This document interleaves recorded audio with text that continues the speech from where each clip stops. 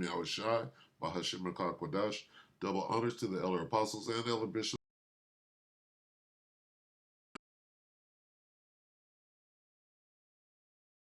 Listen and learn and being a pillar of rest. To the 144,000, the 1/3, the hopeful elect of Israel, and the brother Yahshua. I'm back with the World War III Daily Update. Shalom and salutations to you as well. This is Joel 2 and 3, describing the army, which is the missiles, the army of locusts. A fire devoureth before them, and behind them a flame burneth, describing the rocket transport system.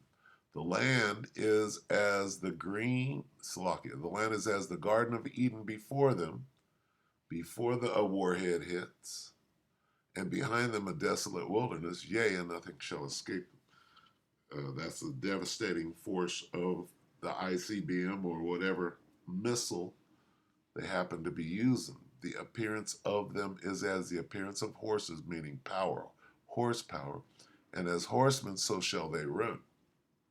Right, in formation. All right. I'm going to jump down to 7. They shall run like mighty men. They shall climb the wall like men of war. And they shall march everyone in his own ways, and they shall not break their ranks. It's talking about those missiles, okay? Now, this is also talking about these missiles.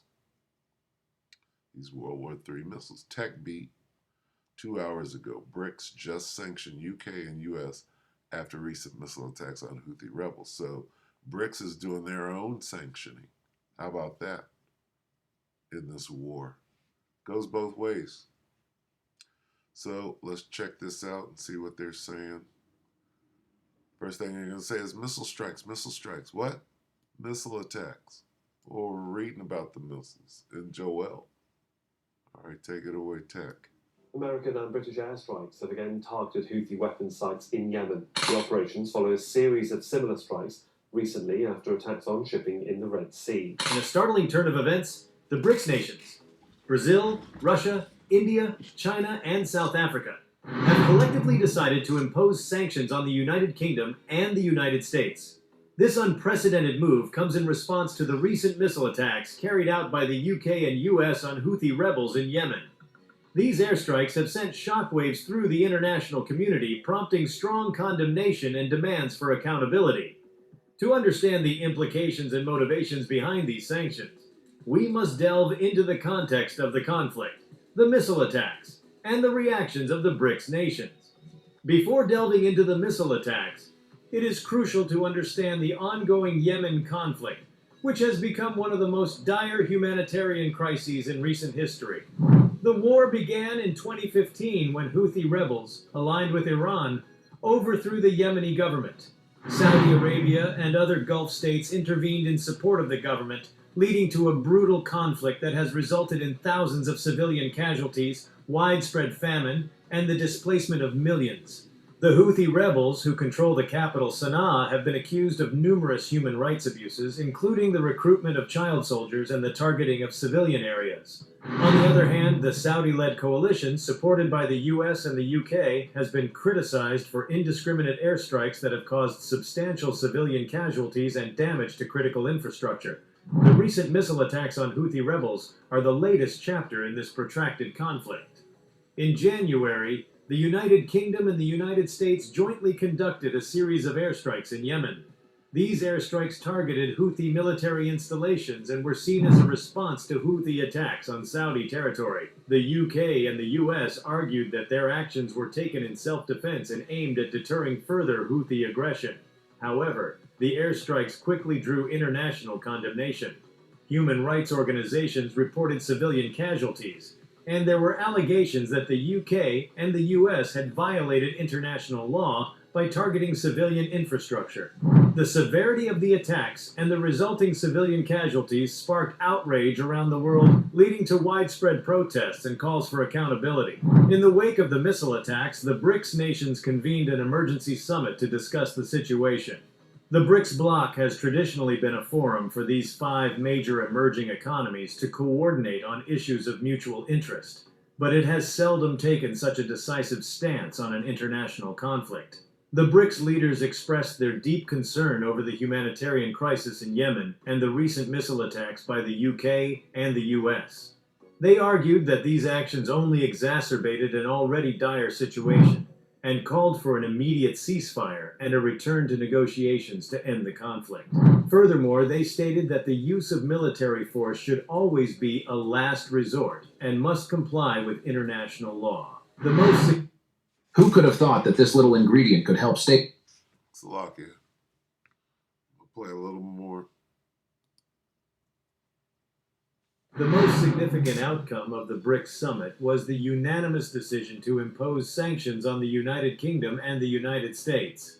These sanctions are a combination of economic, political, and diplomatic measures aimed at pressuring the two Western nations to change their course of action in Yemen. The BRICS nations announced a suspension of trade agreements and economic cooperation with the UK and the US. This includes restrictions on imports and exports, as well as the freezing of assets belonging to individuals and entities linked to the missile attacks. These economic measures are intended to send a strong message to the UK and the US about the consequences of their actions in Yemen. BRICS nations have also opted to politically isolate the UK and the US on the international stage. They have withdrawn their support for these nations in various international forums and called for the international community to hold them accountable for their actions in Yemen. This isolation is designed to increase the pressure on the Western nations to reconsider their approach to the conflict. Diplomatically, the BRICS nations have recalled their ambassadors from London and Washington, sending a clear signal of their disapproval. They have also pledged to work with other nations to advance a resolution at the United Nations condemning the missile attacks and calling for a peaceful resolution to the Yemen conflict.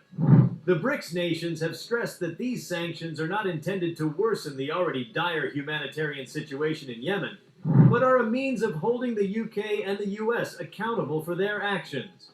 They have called on all parties involved in the conflict to prioritize the well-being of Yemeni civilians and to work towards a peaceful solution. The BRICS decision to impose sanctions on the UK and the US has reverberated across the globe, eliciting a wide range of reactions from different countries and organizations. Many non-Western nations have voiced support for the BRICS sanctions. They see this move as a step towards rebalancing global power dynamics and holding Western nations accountable for their actions in conflicts around the world. Whoa. Well, that's huge. So anyway, yeah, where's this going? It ain't going nowhere but all the way. All right, so, I mean, the balance of power has been balanced, okay?